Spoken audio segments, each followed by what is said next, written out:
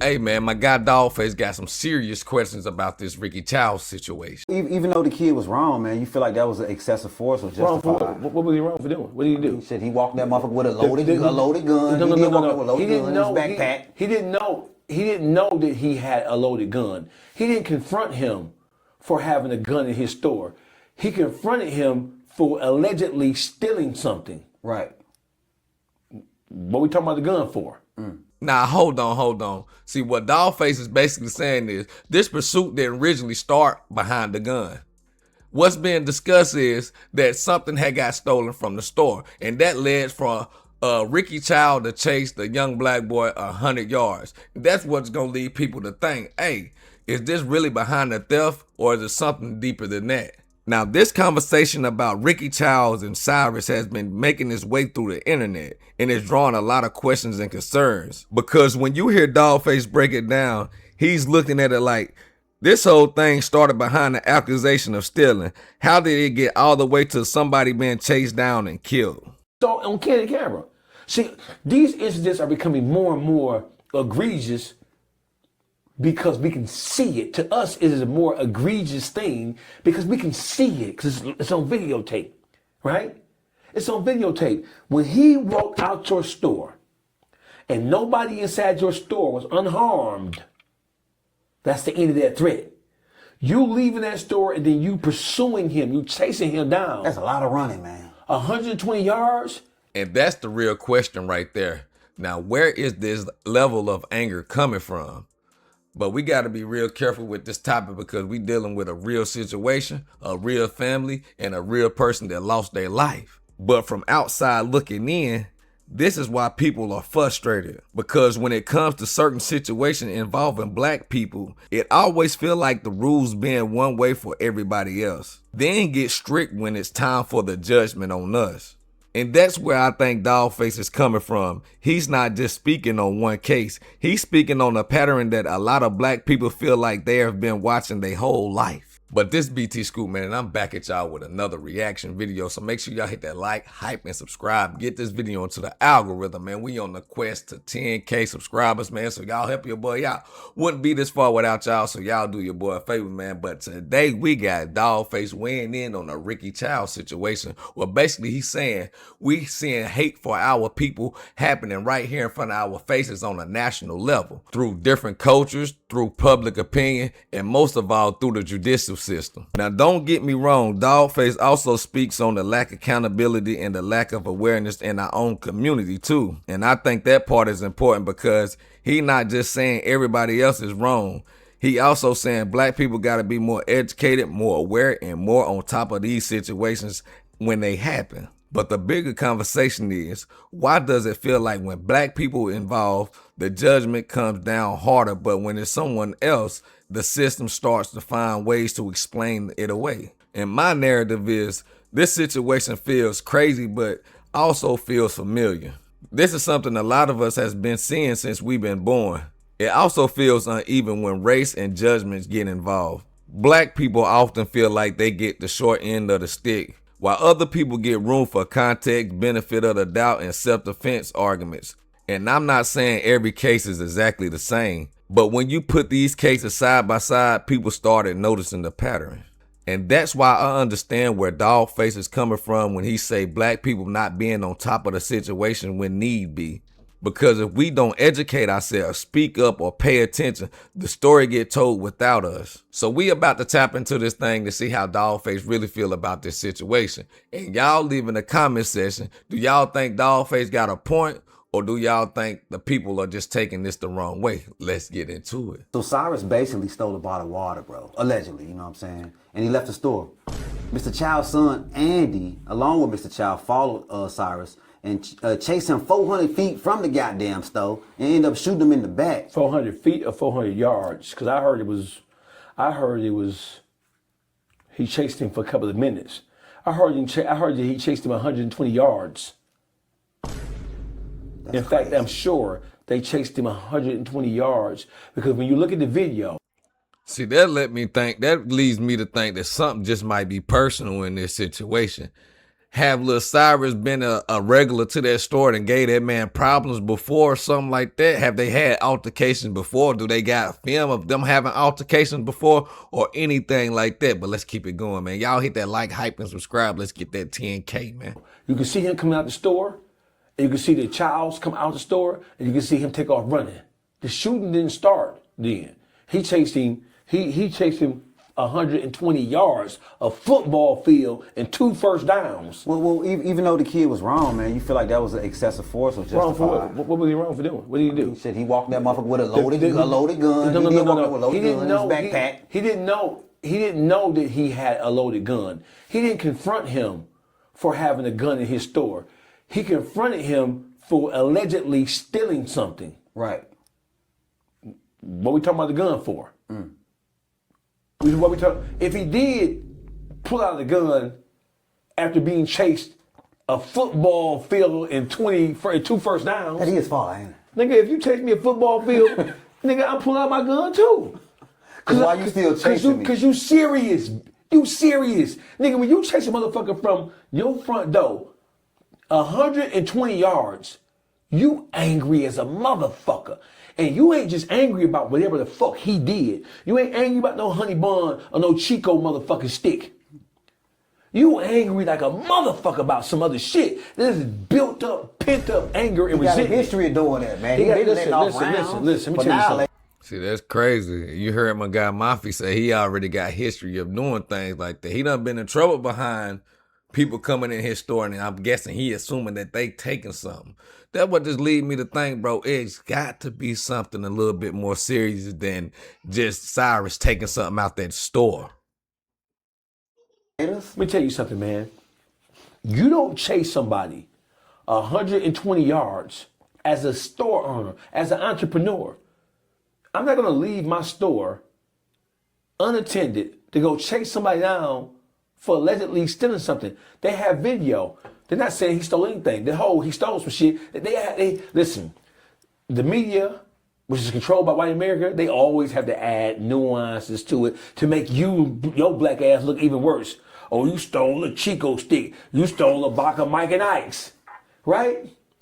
You're talking like, and they are talking like, that he committed a Class A felony, like he brandished a firearm, like he stuck the motherfucking place up.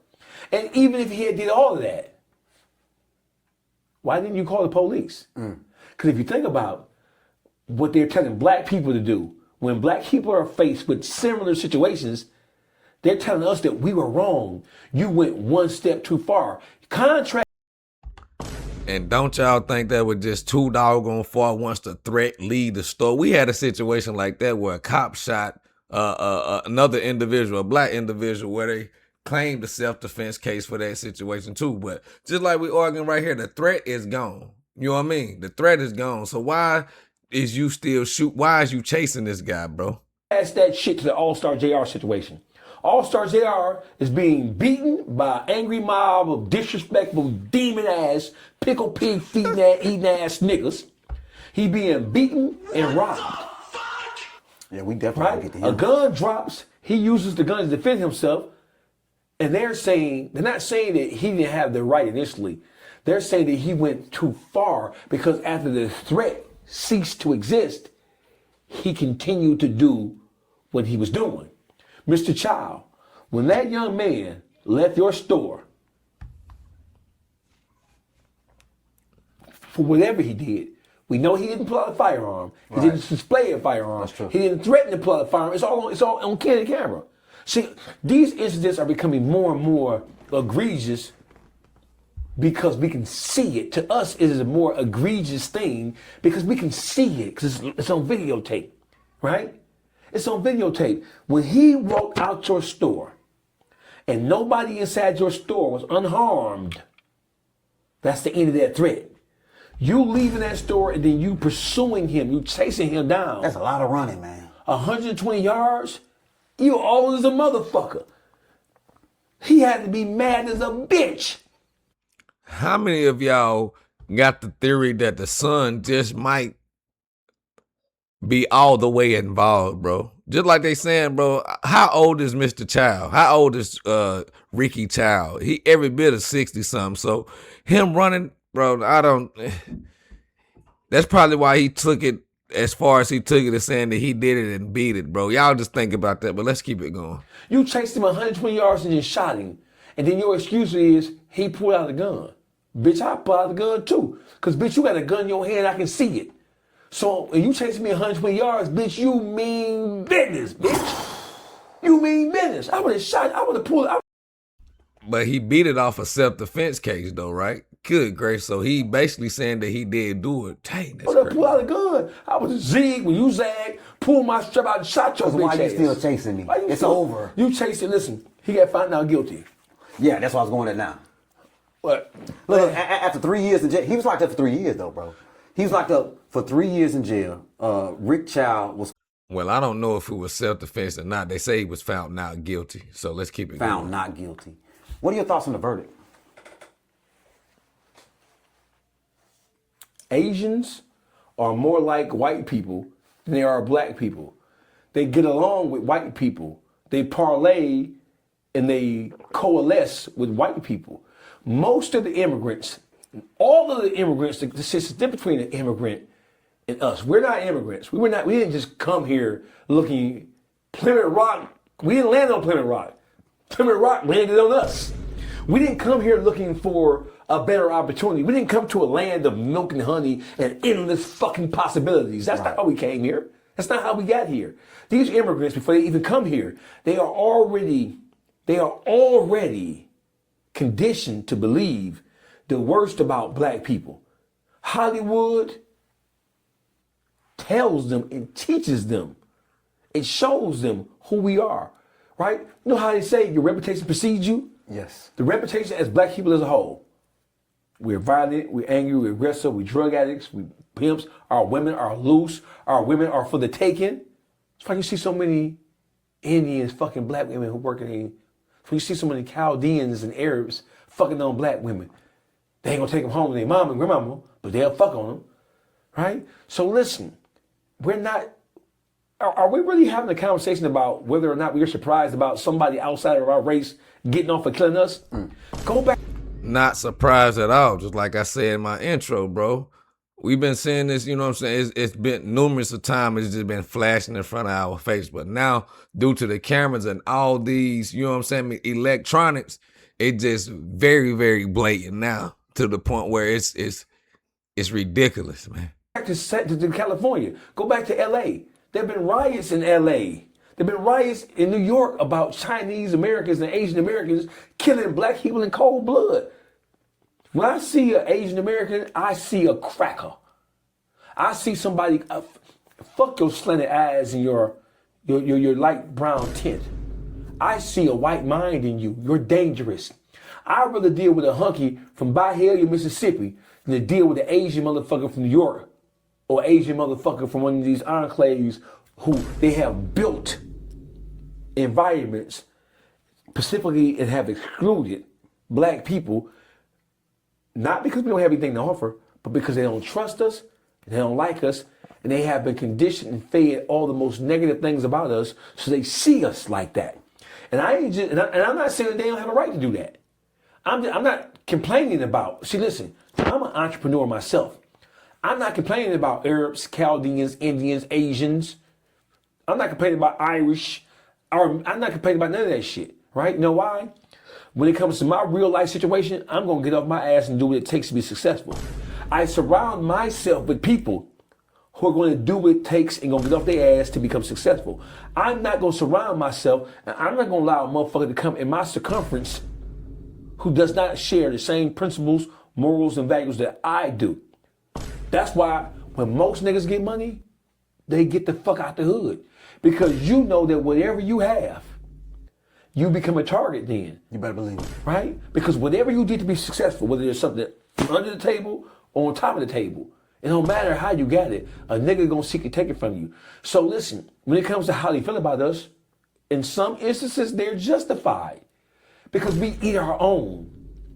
We destroy our own. Black people are both explosive and implosive. We will explode and destroy you, and you. With our own behavior, right? Our behavior will cause an explosion in your family. When you kill somebody, especially when there's no justification to do it, right? You're not just hurting the person you killed. You're destroying, you're lighting a fire in the families and in the friends of the people who love that person, right? So we will explode and hurt everybody. And then we will implode and then blame everybody. Well, look here. Let's bring up somebody that feels a certain way about this Mr. Chow situation. And Okay. it's China Mac. So let me tell you something about China Mac, man. And before we get into this, man, I always thought China Mac was good people until I paid attention to his take on this right here. It seemed like it's more of an antagonistic thing. I thought he was good people because he was doing the Mac adventures with Carmack, and I'm thinking like, okay, man, he's really for the people. But it seems like he always done felt some type of way. But we about to let Dawgface rip him up a little real quick, man. Y'all pay attention, hit that like, subscribe if you're new. Get this, get up to 10K subs for your boy. China Mac said that black people should be held accountable for our crimes against Asians.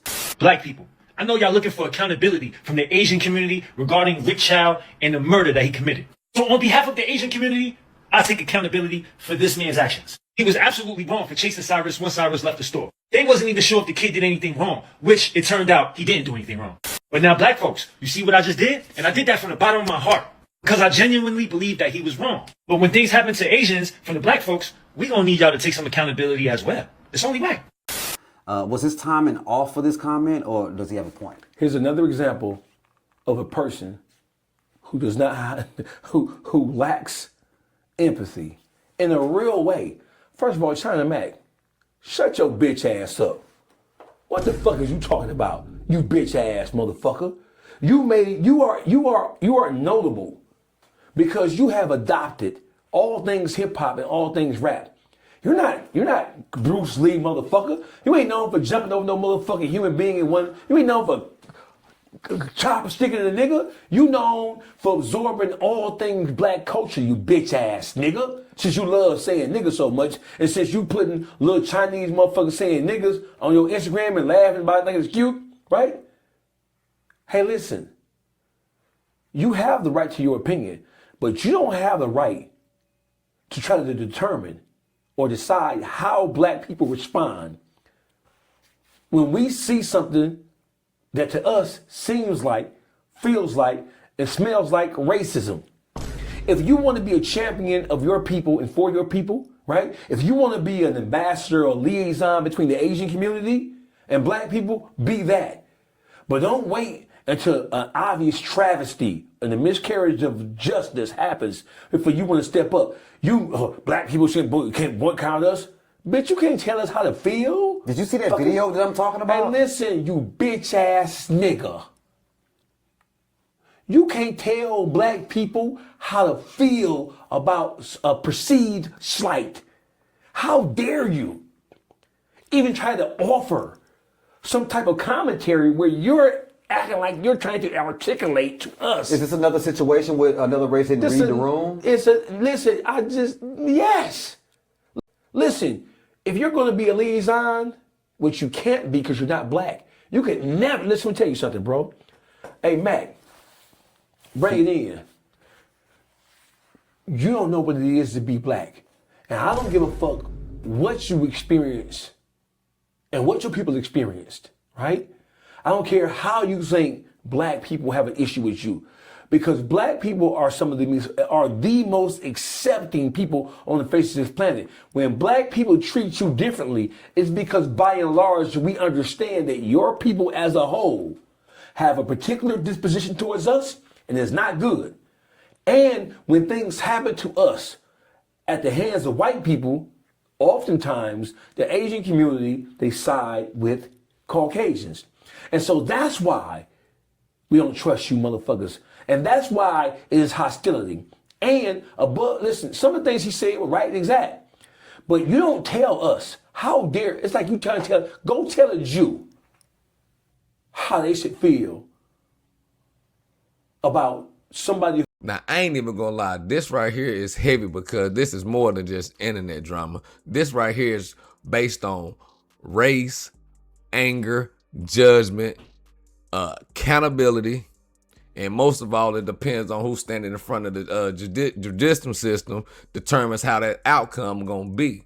And whether people agree with Dawgface or not, I think the question he's asking is fair. Why does it feel like certain people get context while black people get punishment?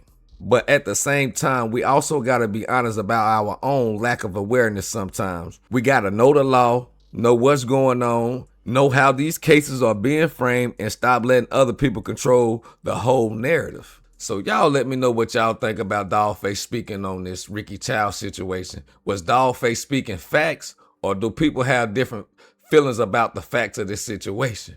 I don't know, man. Just keeping it real. We're going to call a ball, or strike a strike. The Metaverse Umpire, BT Scoop. Make sure y'all hit that like, hype, and subscribe. Get this video onto the algorithm, man. We pushing for 10K subscribers, so y'all do y'all boy a favor. I wouldn't be here right this far without y'all so far, man. So if y'all watching this and y'all new, hit that subscribe button for your boy. I'm out.